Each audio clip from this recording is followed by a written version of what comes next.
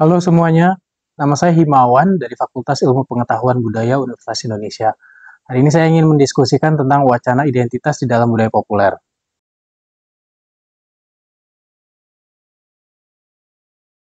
Saya ingin memulai diskusi ini dengan sebuah pertanyaan.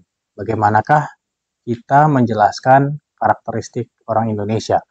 Tentu tidak mudah untuk menjawabnya, namun kita juga sering melihat atau mendengar usaha-usaha untuk menjelaskannya melalui beragam media. Pertanyaan saya tadi berkaitan dengan wacana identitas, yang saya definisikan secara sederhana sebagai cara kita memahami, mendefinisikan, dan menjelaskan siapakah diri kita. Untuk membahas wacana identitas tersebut, saya akan mengambil contoh yang sedikit jauh, namun sangat familiar di Indonesia, yaitu budaya populer Jepang. Kali ini saya membawa beberapa sports manga, yaitu buku komik Jepang bertema olahraga sebagai contoh.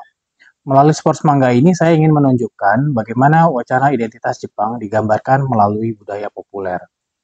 Dua serial sports manga yang saya bawa ini adalah karya bertema sepak bola yang juga telah memperoleh popularitas secara global. Pertama adalah Kapten Tsubasa, karya Takahashi Yoichi, yang sudah terbit sejak tahun 1981. Sementara yang kedua adalah Blue Lock. Serial ini dirilis dari tahun 2018 dan ditulis oleh Kaneshiro Muneyuki. Kedua serial manga ini pada dasarnya membawakan cerita perjuangan pemain sepak bola muda Jepang dalam meraih mimpinya menjadi juara dunia. Cerita seperti ini juga banyak ditampilkan pada karya-karya sejenis, tidak hanya di Jepang, namun juga negara lain, termasuk Indonesia.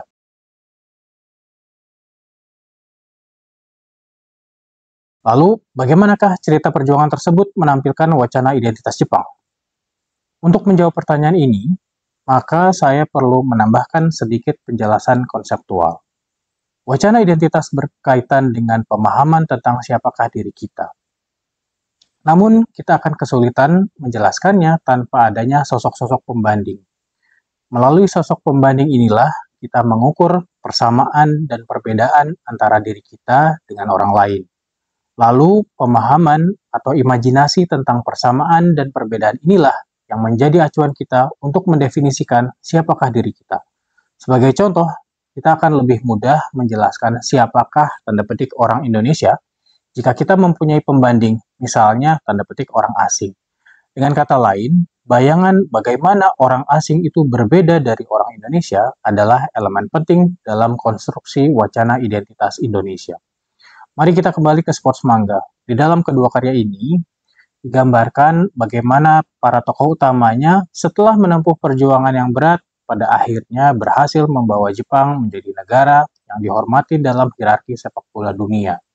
Tentunya, posisi terhormat Jepang tersebut adalah hasil dari perjuangan melawan tim-tim negara lain atau buah dari proses belajar kepada para pelatih atau pemain asing yang menjadi mentor. Di dalam manga, interaksi dengan sosok-sosok asing inilah yang menjadi landasan identitas Jepang.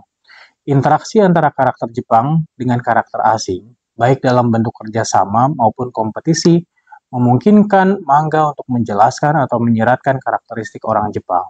Bahkan dapat dikatakan bahwa jika tidak terdapat karakter-karakter asing, maka wacana identitas karakter Jepang sebagai orang Jepang menjadi tidak relevan.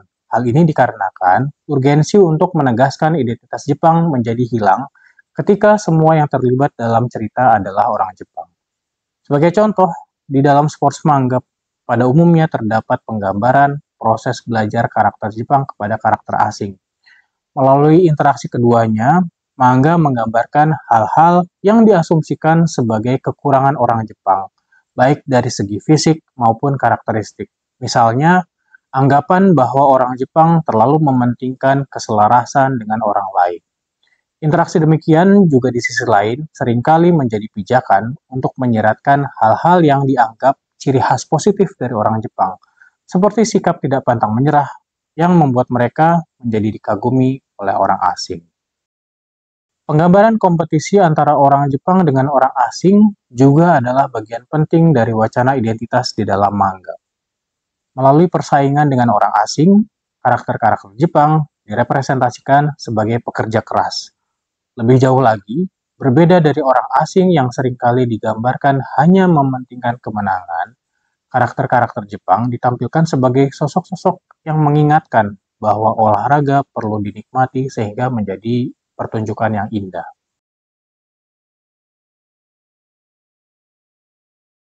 Melalui contoh sports manga, kita bisa melihat bagaimana wacana identitas Jepang ditampilkan justru dengan berlandaskan pada representasi sosok-sosok asing.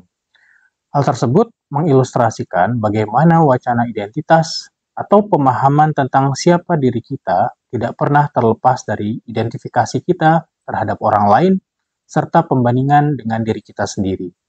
Sekarang, mari kita perhatikan bagaimana media di sekitar kita menampilkan wacana identitas Indonesia. Perhatikan apakah wacana tersebut juga menampilkan representasi sosok-sosok asing sebagai fondasi untuk menjelaskan siapa dan seperti apakah yang disebut sebagai orang Indonesia.